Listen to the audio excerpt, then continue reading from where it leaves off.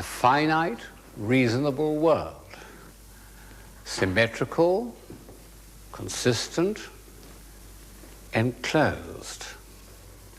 Well, symmetry is a human concept because, with all our oddities, we are more or less symmetrical.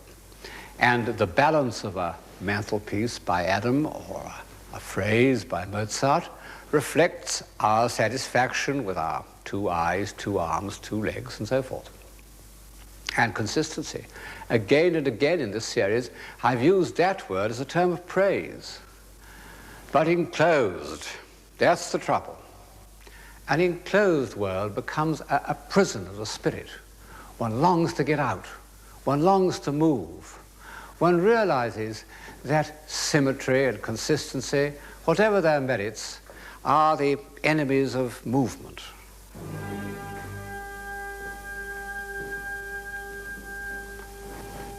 And what is that I hear? That note of urgency, of indignation, of spiritual hunger.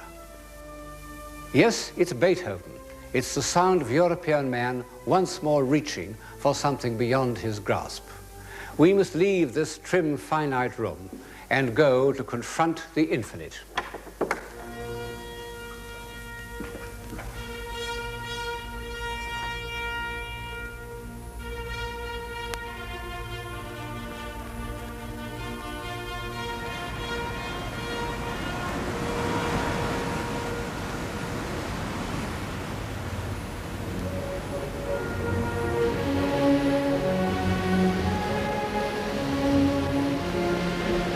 We have a long, rough voyage ahead of us, and I can't say how it will end, because it isn't over yet.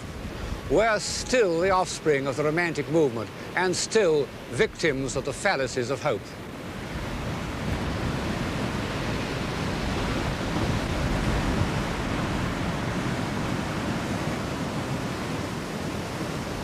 I've used the metaphor of the sea because all the great romantics from Byron onwards have been obsessed by this image of movement and escape. Once more upon the water, and the waves bound beneath me as a steed that knows his rider.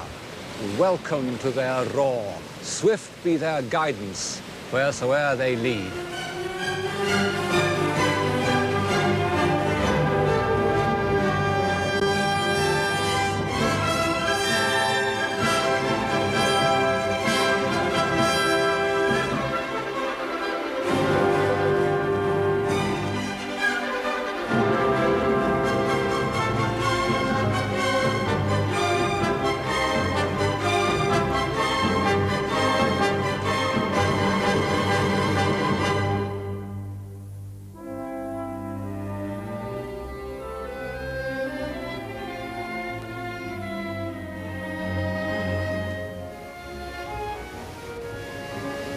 This escape was also an escape from reason. In the 18th century, philosophers had attempted to tidy up human society by the use of reason. But rational arguments weren't strong enough to upset the huge mass of torpid tradition that had grown up in the last 150 years. In America, it might be possible for a new political constitution to be achieved by reason, but it took something more explosive to blast the heavy foundations of Europe. Towards the end of the 18th century, as rational argument declined, vivid assertion took its place. Rousseau, man was born free and is everywhere in chains. Robert Burns, a man's a man for a' that, or, more explicitly, it's coming yet for a' that man to man the world o'er shall brothers be for a' that. In 1790, an obscure English poet named Mordaunt wrote, "Sound, sound the clarion, fill the fife, through all the sensual world proclaim, one crowded hour of glorious life is worth an age without a name." These are the impulses that showed themselves like spray flying off a rock during the 1780s. Then, as we know, came the tidal wave.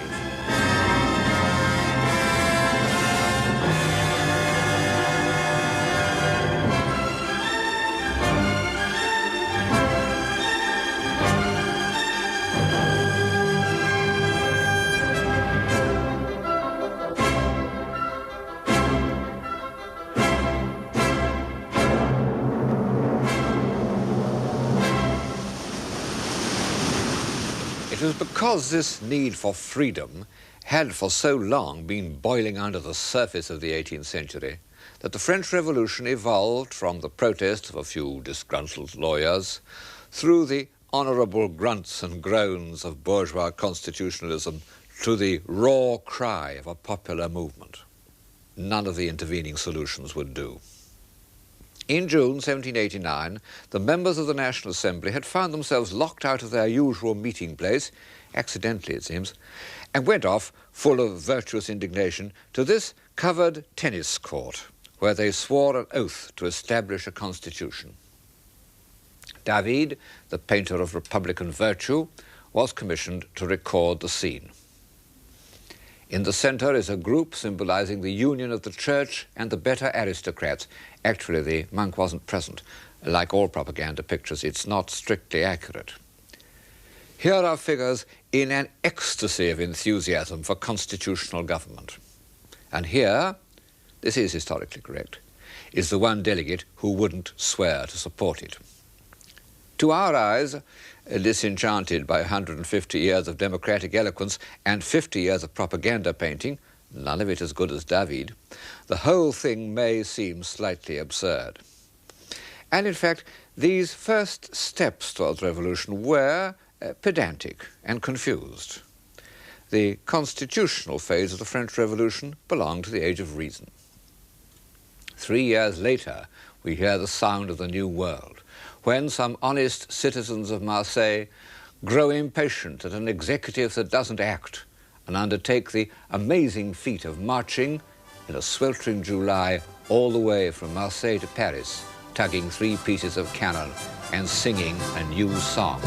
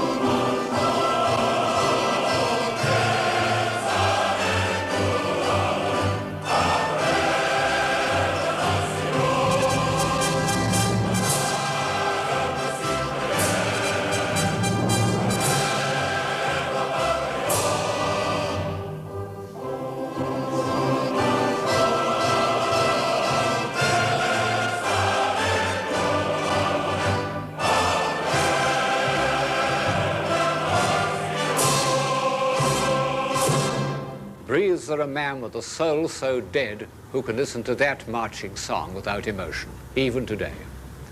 No wonder that the finest spirits of the time were enraptured, that Blake began a poem on the French Revolution, which nobody reads, and Wordsworth wrote the lines that everybody quotes, and I must quote again. For great were the auxiliaries which then stood upon our side, we who were strong in love. Bliss was it in that dawn to be alive, but to be young was very heaven. And Wordsworth goes on to say how the revolution seemed to bring Rousseau's dream of natural man and Traveller's tales of his enchanted existence into reality. It was no longer confined to some secluded island, heaven knows where, but in the very world which is the world of all of us. At this point, the revolution was the romantic movement in action. And perhaps its greatest legacy to posterity has been its message to the young, that those who are strong in love may yet find a way of escaping from the rotten parchment bonds that tie us down. I can see them still through the window of the University of the Sorbonne, impatient to change the world, vivid in hope, although what precisely they hope for or believe in, I don't know. The moving fact about the first revolutionaries is that their dream of a new world was sharply defined. They wanted to change everything, even the calendar, making the year 1792 year 1 and renaming the months. The change of years was a nuisance, but the new names of the months, Ventose, Thermidor, Brumaire, so forth, the windy one, the hot one, the misty one, were charming, and I wish they'd survived. They expressed the love of nature that had become so closely entwined with the Revolution. The same desire to return to nature affected women's fashions. All the artificial framework of the 18th century is thrown away, and the dresses follow the lines of the body with graceful simplicity. No more high powdered wigs, but flowing locks with a simple bandeau. And Madame Recamier, the most famous and inaccessible beauty of her time, posed for David with naked feet. Of course, there was a good deal of profanation and blasphemy and a vast amount of destruction. Cluny, Saint-Denis, many of the sacred places of civilization were horribly knocked about. It was even proposed to pull down Chartres Cathedral and build in its place a temple of wisdom. The revolutionaries wanted to replace Christianity with a religion of nature. And there is something rather touching about this print of baptism according to the rites of nature taking place in a de-Christianized church. People who hold forth about the modern world often say that what we need is a new religion. Well, it may be true, but it isn't easy to establish. Even Robespierre, who's an enthusiast for new religion and had powerful means of persuasion at his command, couldn't bring it off. And on the name Robespierre, one remembers how horribly all this idealism came to grief in the prisons of the terror. Most of the great episodes in the history of civilization have had some unpleasant consequences, but none have kicked back sooner and harder than the revolutionary fervor of 1792. Because in September there took place the first of those massacres by which, alas, the revolution is chiefly remembered. No one's ever explained in historical terms the September massacres, and perhaps in the end the old-fashioned explanation is correct, that it was a kind of communal sadism. It was a pogrom, a phenomenon with which we became familiar in the 19th century. And it was given fresh impetus by another familiar emotion, mass panic, la patrie en danger, the country in peril. In 1792, France was fighting for her life against the forces of ancient corruption, and for a few years her leaders suffered from the most terrible of all delusions. They believed themselves to be virtuous. Robespierre's friend Saint-Just said, "In a republic which can only be based on virtue, any pity shown towards crime is a flagrant proof of treason." But reluctantly, one must admit that a great many of the subsequent horrors were simply due to anarchy. It's a most attractive political doctrine, but I'm afraid it's too optimistic. The men of 1793 tried desperately to control anarchy by violence, and in the end were destroyed by the evil means they had brought into existence. Robespierre himself and many, many others followed the members of the old regime onto the scaffold. With what mixed feelings one looks at David's picture of Marat murdered in his bath. David painted it with deep emotion. The picture was intended to immortalize the memory of a great patriot, worthy of the traditions of Brutus. Few propaganda pictures make such an impact as a work of art.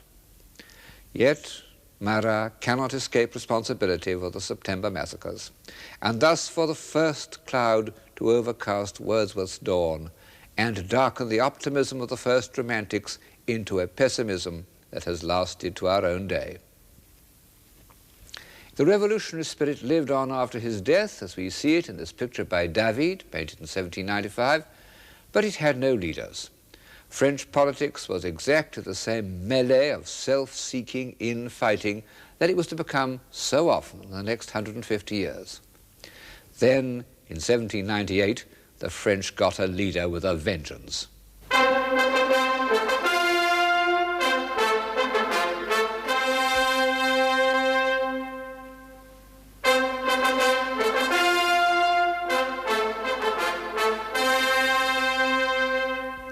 With the appearance of General Bonaparte, the liberated energies of the revolution take a new direction, the insatiable urge to conquer and explore.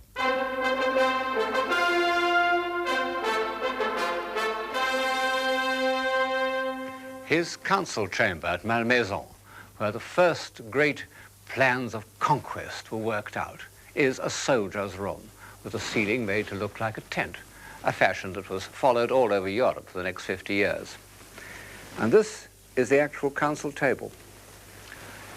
On the doors are trophies of arms of the warlike peoples of antiquity, Carthaginian, Roman, Greek, the Middle Ages. Then beyond the doors is Napoleon's library and study, and painted on the ceiling portraits of his favorite authors, beginning with the Gallic bard Ossian. What a charming room. Of course, it's an adaptation of an antique room, but made livable, almost comfortable. And this is his actual desk. Military glory, conquest. What have they to do with civilization? War and imperialism, so long the most admired of human activities, have fallen into disrepute. And I am enough a child of my time to hate them both. But I recognize that, together with much that is destructive, they are symptoms of a life-giving impulse. And shall I die with this unconquered? How many great poets and artists and scientists could have spoken those words that Marlowe put into the mouth of the dying Tamburlaine? In the field of political action, they have become odious to us. But I've an uneasy feeling that one can't have one thing without another. That Ruskin's unwelcome words, "No great art ever yet rose on earth but among a nation of soldiers," seems to be historically irrefutable, so far. The need to conquer was only one part of Napoleon's paradoxical character. There was also the political realist, the great administrator, the author, or at least the editor, of that classic corpus of law, the Code Napoleon, written at this very desk. In his portraits, we can watch the young revolutionary soldier dissolve into the first consul, with traces of revolutionary intensity in his head, and in 2 years he becomes the successor of Childeric and Charlemagne. This extraordinary portrait by Ingres makes conscious reference both to Roman ivories and 10th century miniatures of the Emperor Otto III. So, in one mood, Napoleon believed that he was reviving the great traditions of unity and stability by which the ideas of Greece and Rome were transmitted to the Middle Ages. To the end, he maintained, that Europe would have been better off if it had been united under his rule. It may be true, but it could never happen, because the realistic ruler was dominated by the romantic conqueror, and the static, hieratic emperor painted by Ingres is forgotten when we look at David's Bonaparte crossing the great St. Bernard. There he is truly the man of his time.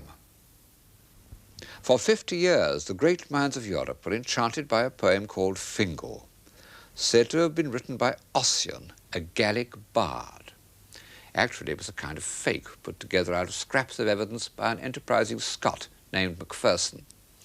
But this didn't prevent Goethe from admiring it, nor Ingres, the high priest of classicism, from painting an enormous picture of Ossian's dream. And Fingal was Napoleon's favorite poem. He took an illustrated copy on all his campaigns. Its heaven was not tarnished by the approval of the old regime. He ordered the glossiest of his painters, Girodet, to depict the souls of his own warriors, his marshals, being received by Ossian in Valhalla, painfully reminiscent of Hitler and Wagner. And yet, one can't quite resist the exhilaration of Napoleon's glory.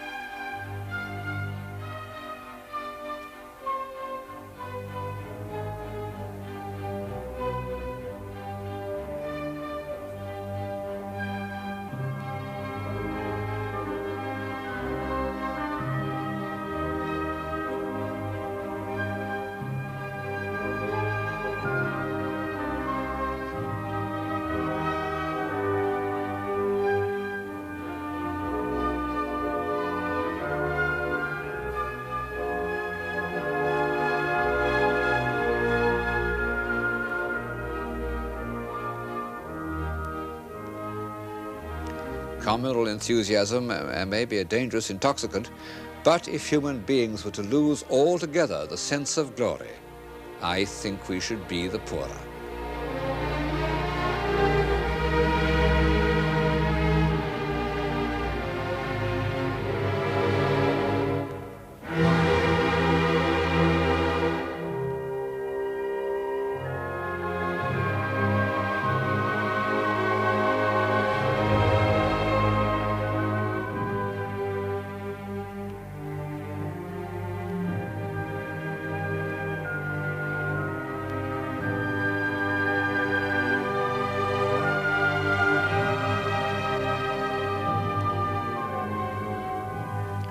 Napoleon's tomb in the Church of Les Invalides, the most grandiose memorial to any ruler since ancient Egypt.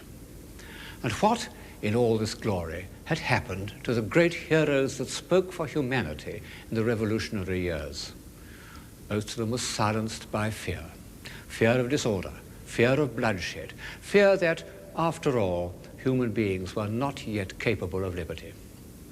Few episodes in history are more depressing than the withdrawal of the great romantics. Wordsworth saying that he would give his life for the Church of England, or Goethe that it was better to support a lie than to admit political confusion in the state. But two of them did not retreat, and so have become the archetypal romantic heroes, Beethoven and Byron. Different as they were, and it's hard to think of two more different men, they both maintained an attitude of defiance to social conventions, and they both believed unshakably in freedom. Beethoven wasn't a political man, but he responded to the generous sentiments of the revolution.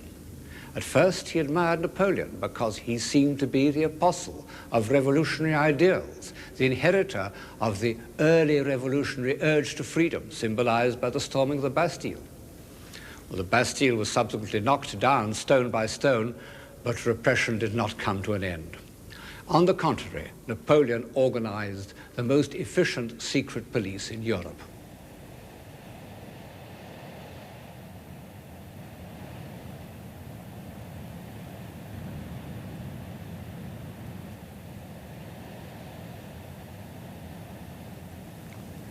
This place is the dungeon of the castle of Vincennes, where political prisoners of all sorts have faced the firing squad right up to the end of the last war. Hateful, and would have been equally hateful to both Byron and Beethoven. When Beethoven heard that Napoleon had proclaimed himself emperor, he tore off the dedication page of the Third Symphony and was with difficulty prevented from destroying the score. Later, he was to write in his opera Fidelio the greatest of all hymns to liberty, as the victims of injustice struggle up from their dungeons towards the light.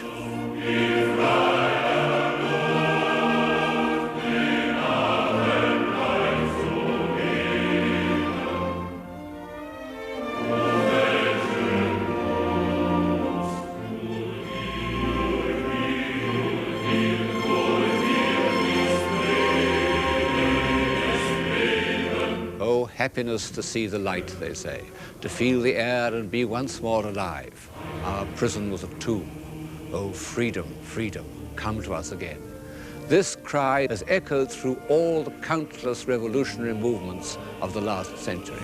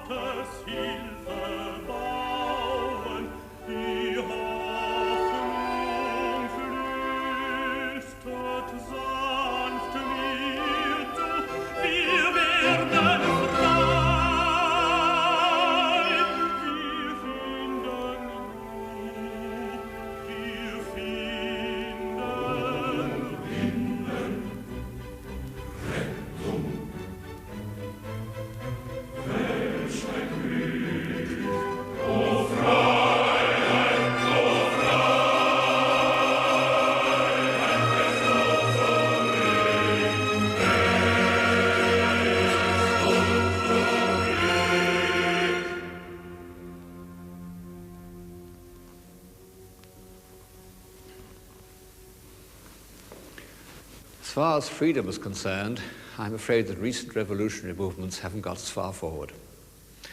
On the fall of the Bastille in 1792, it was found to contain only 7 old men who were annoyed at being disturbed.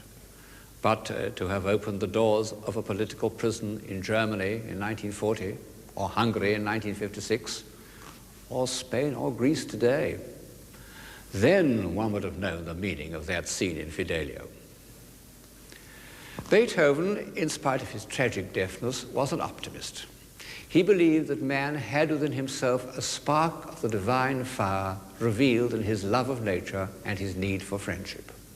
He believed that man was worthy of freedom. The despair that poisoned the Romantic movement had not yet entered his veins.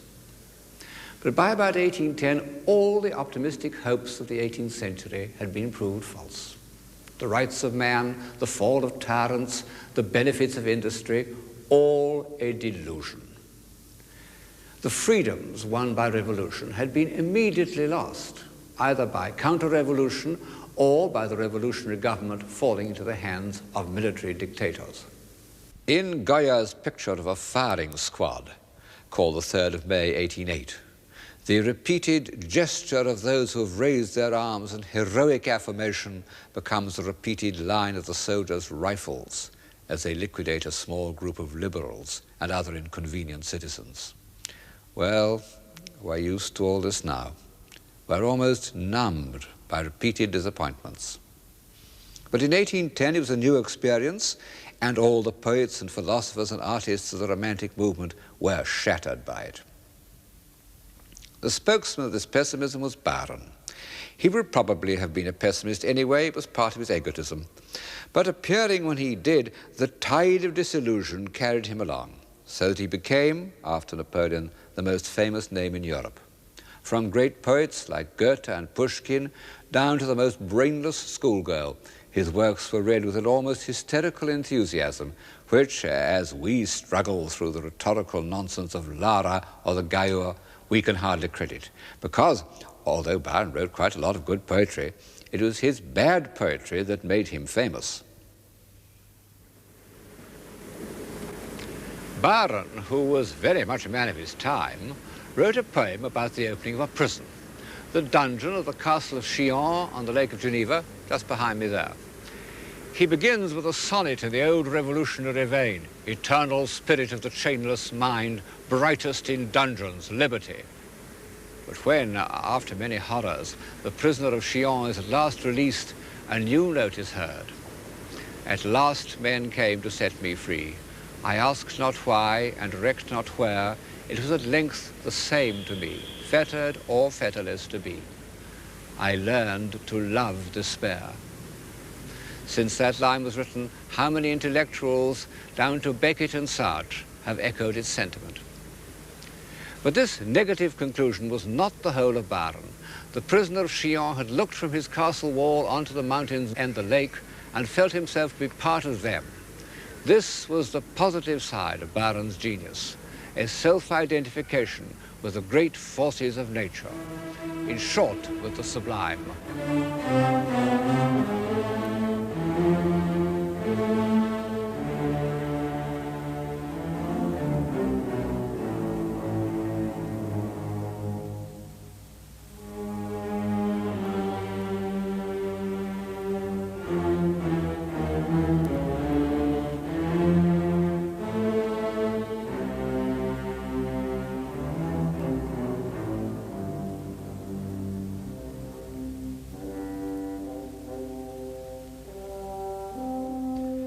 Consciousness of the sublime was a faculty that the Romantic movement added to the European imagination.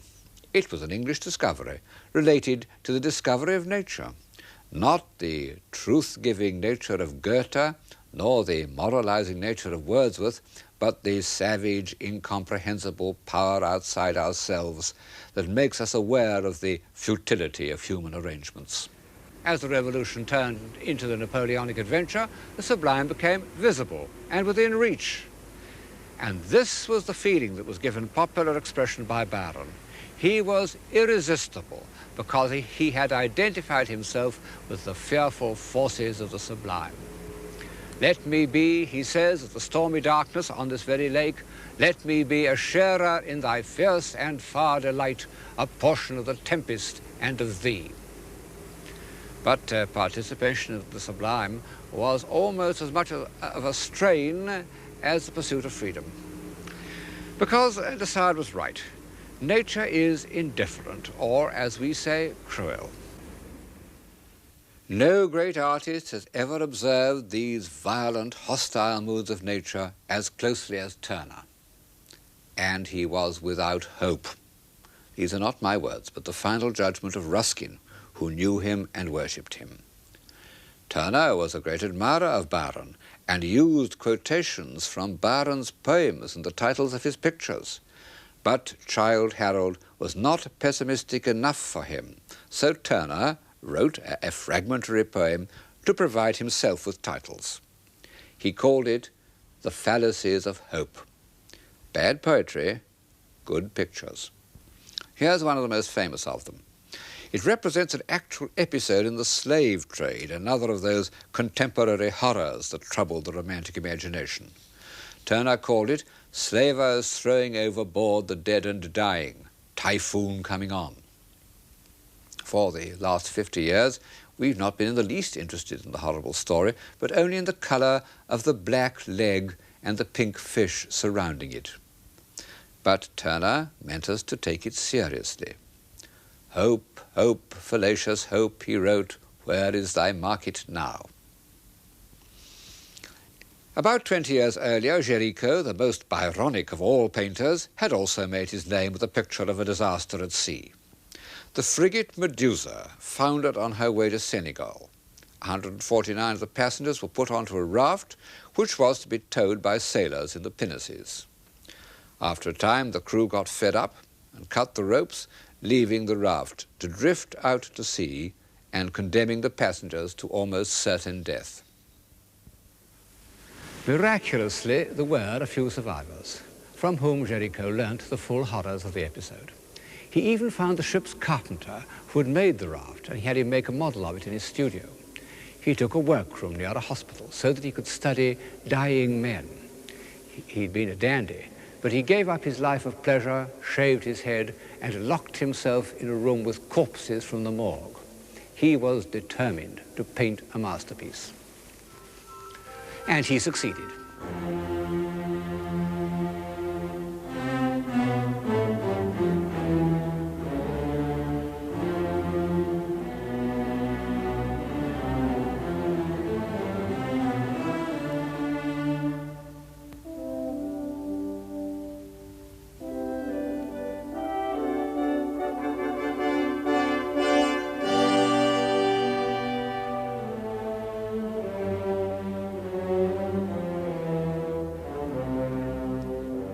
To us, it looks like a piece of grandiose picture-making, but the raft was intended and originally accepted as a piece of what we call social realism. Géricault's last works were a series of portraits of lunatics, which I think are among the great pictures of the 19th century. They carry a step further the romantic impulse to explore beyond the bounds of reason. His intense effort to penetrate into their disordered minds has led him to grasp more fully the complete physical character of their heads. By this time, Géricault was dying of some internal injury, which he aggravated by riding the most unruly horses he could find. No strong man has ever sought death more resolutely. He died at the age of 33, a little younger than Byron, considerably older than Shelley and Keats. Fortunately, he left a spiritual heir, whose pessimism was supported by a more powerful intellect, Delacroix. The first picture in which Delacroix is entirely himself is the Massacre of Chios. As with almost all the masterpieces of Romantic painting, it represents an actual event, the slaughter by the occupying Turks of the inhabitants of a Greek village. And it reflects the generous sentiments of those liberals like Shelley and Byron who dreamed that Greece might yet be free. While Delacroix was painting it, came the news of Byron's death on campaign at Missolonghi. There is protest and compassion in this picture. more perhaps than Delacroix was ever to show again, because he came to despair of all attempts to change society and retreated into painting subjects from romantic poetry. Some of his greatest pictures were inspired by Byron. This is The Prisoner of Chillon. As luck would have it, one of Delacroix's friends became Prime Minister and gave him many public commissions, including the library of the French Parliament House. At one end of the room, he painted the scene of Attila the Hun trampling on the remains of antique civilization. What an incredible choice for a library! And made all the stranger by Delacroix's obvious sympathy with this embodiment of destructive energy. No one realized better than Delacroix that we got through by the skin of our teeth. And he would have added, was it worth it? But in the end, somewhat reluctantly, he would have answered yes. He valued European civilization all the more because he knew it was fragile. The 19th century revealed a split in the European mind as great as that which afflicted Christendom in the 16th century, and even more destructive. On the one hand was the new middle class created by the Industrial Revolution. It was hopeful and energetic, but without a scale of values. Sandwiched between a corrupt aristocracy and a brutalized poor, it had produced a defensive morality, conventional, complacent, hypocritical. Never was a class better documented by the admirable cartoonists of the day. On the other hand were the finer spirits, like Delacroix, who were still heirs of the Romantic movement, still haunted by disaster. They felt themselves, not without reason, to be entirely cut off from the prosperous majority. But what could they put in place of middle-class morality? They themselves were still in search of a soul. The search went on throughout the 19th century, and it continues today, and leads to the same sense of isolation and despair.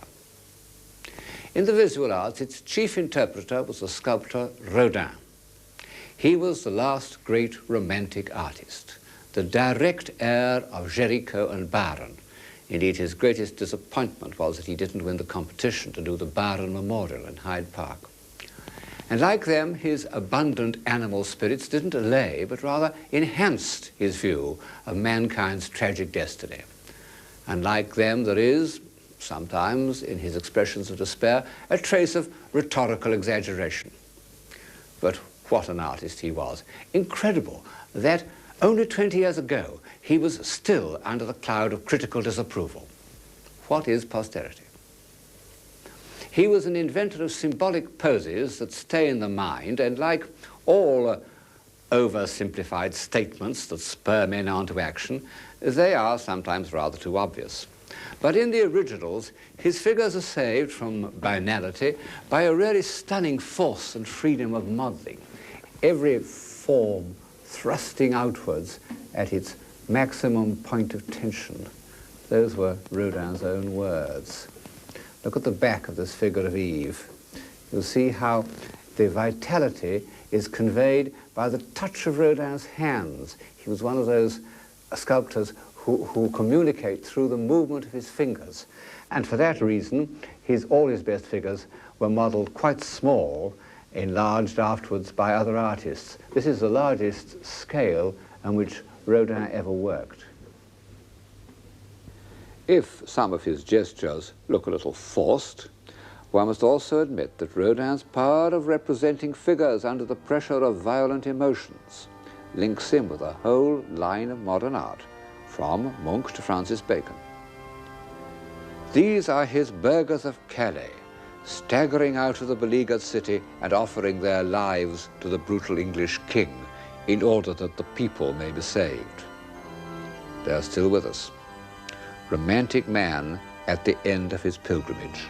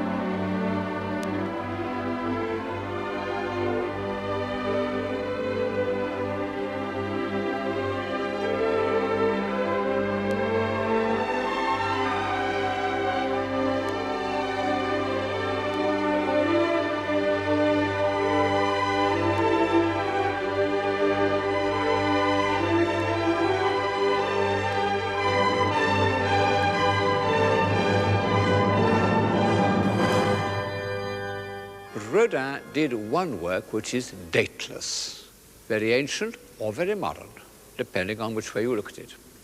This is his monument to the great French novelist Balzac. Of course, Balzac had been dead for many years when Rodin received the commission, and the commemorative figure had to be an ideal likeness, a serious obstacle to Rodin, as he always worked direct from nature. All he had to go on was the knowledge that Balzac was short and fat and worked in a dressing gown. Yet he had also to make Balzac look immense, as the dominating imagination of his age, and yet transcending his age. He set about the problem in a peculiar way. He made 7 naked figures of Balzac to satisfy his sense of Balzac's physical reality. And some of them are here in his studio near Paris. You can see that he didn't make any concessions to the classical ideal. After contemplating them for several months, he decided on one of them and tried to cover it with a cast of drapery indicative of the famous dressing gown. In this way, he contrived to give the figure both monumentality and movement. The result is, to my mind, the greatest piece of sculpture of the 19th century, perhaps, indeed, the greatest since Michelangelo. But this isn't the way that which Rodin's contemporaries saw it when he was exhibited at the Salon of 1898. They were horrified. Rodin was a hoax, a swindler. They even raised the cry of La patrie en danger, which shows how seriously the French take art. The crowds surging round it, threatening it with their fists, were unanimous on one point of criticism, that the attitude was impossible, and that no body could exist under such draperies. Rodin, sitting nearby, knew that he had only to strike the figure with a hammer and that the draperies would come off, leaving the body visible. Hostile critics said that it was like a snowman, a dolmen, an owl, a heathen god. All quite true, but we no longer regard them as terms of abuse. Balzac's body has the timelessness of a prehistoric stone, and his head is like a bird of prey. And the real reason why he made people so angry is the feeling that he could gobble them up and doesn't care a damn for their opinions. Balzac, with his prodigious understanding of human motives, scorns conventional values, defies fashionable opinions, as Beethoven did, and should inspire us to defy all those forces that threaten to impair our humanity. Lies, tanks, tear gas, ideologies, opinion polls, mechanization, planners, computers, the whole lot.